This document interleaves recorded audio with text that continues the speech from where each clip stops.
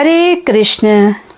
एक ऐसा दिन जब भगवान श्री हरि विष्णु स्वयं अपने भक्तों की पुकार सुनते हैं, जब एक व्रत आपकी सैकड़ों जन्मों की बाधाओं को हर सकता है, जब एक दिन का संकल्प आपको 84 लाख योनि से मुक्ति दिला सकता है।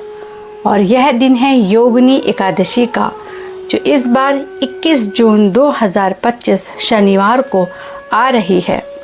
ऐसा दिन जिसे अगर आपने भक्ति से जी लिया तो समझिए आपने मोक्ष की राह पकड़ ली। शास्त्रों में वर्णित है कि जो योगिनी एकादशी का व्रत करता है उसे स्वर्गलोक तक की सीढ़ियाँ सुलभ हो जाती हैं। उसके शरीर के रोग, उसके मन के विकार, उसके जीवन के संकट सभी हरि कृपा से समाप्त हो जाते हैं। ये व्रत है देवों के देव विष्णु को प्रसन्न करने का। ये व्रत है गृहस्थ में रहकर साधु सा जीवन जीने का। और यह व्रत है पाप से तपस्वी बनने की यात्रा का प्रथम पड़ाव। दोस्तों, वीडियो को अंत तक ज़रूर देखें और अपने सभी साथियों को भी यह ज्ञान और पुण्य साझा करें। तो चलिए दोस्तों, अब हम कथा का श्रवण करते हैं। महाभारत काल की बात है कि एक बार धर्मराज युधिष्ठिर भगवान श्री कृष्ण से एकादशियों के व्रत का महात्म्य सुन रहे थे। उन्होंने भगवान श्री कृष्ण से कहा कि भगवान, आषाढ़ माह के कृष्ण पक्ष की एकादशी का क्या महत्व है और इस एकादशी का क्या नाम है। भगवान श्री कृष्ण ने कहा, हे राजन, इस एकादशी का नाम योगिनी है। समस्त जगत में जो भी इस एकादशी के दिन विधिवत उपवास रखता है, प्रभु की पूजा करता है, उसके सारे पाप नष्ट हो जाते हैं। वे अपने जीवन में तमाम सुख सुविधाओं, भोग विलास का आनंद लेता है और अंत काल में उसे मोक्ष की प्राप्ति होती है। योगिनी एकादशी का यह उपवास तीनों लोकों में प्रसिद्ध है। तब युधिष्ठिर ने कहा, प्रभु, योगिनी एकादशी के महत्व को आपके मुखरविंद से सुनकर मेरी उत्सुकता और भी बढ़ गई है। कृपया इसके बारे में थोड़ा विस्तार से बताएं। भगवान श्री कृष्ण कहने लगे, हे धर्मश्रेष्ठ, मैं तुम्हें पुराणों में वर्णित एक कथा सुनाता हूँ, उसे ध्यानपूर्वक सुनना। स्वर्गलोक की अलकापुरी नामक नगरी में कुबेर नाम के राजा राज किया करते थे। वे बड़े ही नेक धर्मी राजा थे और भगवान शिव के उपासक थे। आंधी आए, तूफान आए, कोई भी बाधा उन्हें भगवान शिव की पूजा करने से नहीं रोक सकती थी। भगवान के शिव के पूजन के लिए उनके लिए हेम नामक एक माली फूलों की व्यवस्था करता था। वह हर रोज पूजा से पहले राजा कुबेर को फूल देकर जाया करता। हेम अपनी पत्नी विशालाक्षी से बहुत प्रेम करता था। वह बहुत सुंदर स्त्री थी। एक दिन क्या हुआ कि हेम पूजा के लिए पुष्प तो ले आया, लेकिन रास्ते में उसने सोचा, अभी पूजा में तो समय है, क्यों ना घर चला जाए। उसने आते आते अपने घर की राह पकड़ ली। घर आने के बाद अपनी पत्नी को देखकर वह कामासक्त हो गया और उसके साथ रमण करने लगा। उधर पूजा का समय बीता जा रहा था और राजा कुबेर पुष्प न आने से व्याकुल हुए जा रहे थे। जब पूजा का समय बीत गया और हेम पुष्प लेकर नहीं पहुंचा, तो राजा ने अपने सैनिकों को भेजकर उसका पता लगाने को कहा। सैनिकों ने लौटकर बता दिया कि महाराज, वह महापापी है, महाकामी है, अपनी पत्नी के साथ रमण करने में व्यस्त था।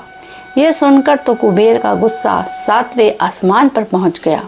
उन्होंने तुरंत हेम को पकड़ लाने को कहा। अब हेम कांपते हुए राजा कुबेर के सामने खड़ा था। कुबेर ने हेम को क्रोधित होते हुए कहा कि हे नीच महापापी, तुमने कामवश होकर भगवान शिव का अनादर किया है। जा, मैं तुझे श्राप देता हूँ कि तू स्त्री का वियोग में तड़पेगा और पृथ्वी पर जाकर कुष्ठ रोगी बनकर कष्ट भोगेगा। अब कुबेर के शाप से हेममाली भूतल पर पहुंच गया और कोढ़ग्रस्त हो गया। स्वर्गलोक में वास करते करते उसे दुखों की अनुभूति नहीं थी, लेकिन यहाँ पृथ्वी पर भूख प्यास के साथ साथ एक गंभीर बीमारी कोढ़ से उसका सामना हो रहा था। उसे उसके दुखों का कोई अंत नज़र नहीं आ रहा था, लेकिन उसने भगवान शिव की पूजा भी कर रखी थी। उसके सत्कर्म ही कहिए कि वे एक दिन घूमते घूमते मार्कंडेय ऋषि के आश्रम में पहुंच गया। इनके आश्रम की शोभा देखते ही बनती थी। ब्रह्मा की सभा के समान ही मार्कंडेय ऋषि की सभा का भी नज़ारा था। वह उनके चरणों में गिर पड़ा और महर्षि के पूछने पर अपनी व्यथा से उन्हें अवगत कराया। अब ऋषि मार्कंडेय ने कहा कि तुमने मुझसे सत्य बोला है, इसलिए मैं तुम्हें एक उपाय बताता हूँ।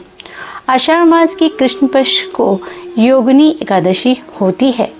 इसका विधि पूर्वक व्रत यदि तुम करोगे तो तुम्हारे सब पाप नष्ट हो जाएंगे। तब माली ने ऋषि को साष्टांग प्रणाम किया और उनके बताए अनुसार योगिनी एकादशी का व्रत किया। इस प्रकार उसे अपने शाप से छुटकारा मिला और वह फिर से अपने वास्तविक रूप में आकर अपनी स्त्री के साथ सुख से रहने लगा।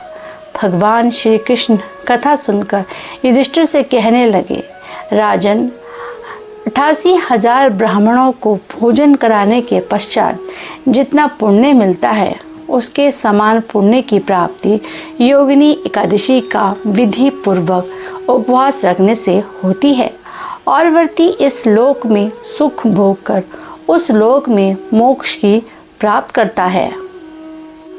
तो चलिए दोस्तों, अब जानते हैं कि इस दिन की शुरुआत कैसे करें। योगिनी एकादशी के उपवास की शुरुआत दशमी तिथि की रात्रि से ही हो जाती है।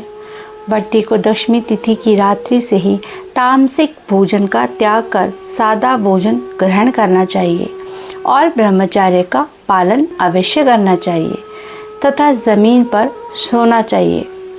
प्रातःकाल उठकर नित्य कर्म से निजात पाकर स्नानादि के पश्चात व्रत का संकल्प ले। कुंभ स्थापना कर उस पर भगवान विष्णु की मूर्ति रख उनकी पूजा करें। भगवान नारायण की मूर्ति को स्नानादि करवाकर भोग लगाएं। पुष्प, धूप, दीप आदि से आरती उतारे।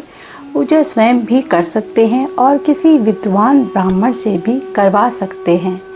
दिन में योगिनी एकादशी की कथा भी जरूर सुननी चाहिए। इस दिन दान कर्म करना भी बहुत कल्याणकारी रहता है। पीपल के पेड़ की पूजा भी इस दिन अवश्य करनी चाहिए। रात्रि में जागरण करना भी अवश्य चाहिए। इस दिन दुर्व्यसनों से भी दूर रहना चाहिए और सात्विक जीवन जीना चाहिए। योगिनी एकादशी व्रत केवल एक धार्मिक अनुष्ठान नहीं, बल्कि आत्मिक जागृति और पवित्रता की ओर बढ़ने का मार्ग है। ये व्रत सच्ची श्रद्धा, नियम और तपस्या से किया जाए तो निश्चित ही जीवन के समस्त दोष समाप्त हो सकते हैं और दिव्य चेतना का उदय होता है। इस दिन भगवान विष्णु का नाम स्मरण कर कथा सुने, व्रत रखें और जीवन में धर्म, पुण्य व आत्मिक संतुलन लाए।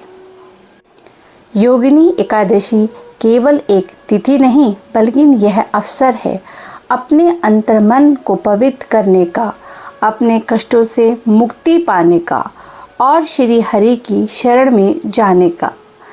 आइए दोस्तों, इस 21 जून को हरि नाम का स्मरण करें, व्रत धारण करें और योगिनी एकादशी का पुण्य प्राप्त करें। जय श्रीमन्नारायण, जय योगिनी एकादशी। दोस्तों, यदि आपको कथा का श्रवण करने में आनंद आया हो तो हमारे चैनल को सब्सक्राइब, लाइक तथा शेयर अवश्य कीजिएगा। धन्यवाद।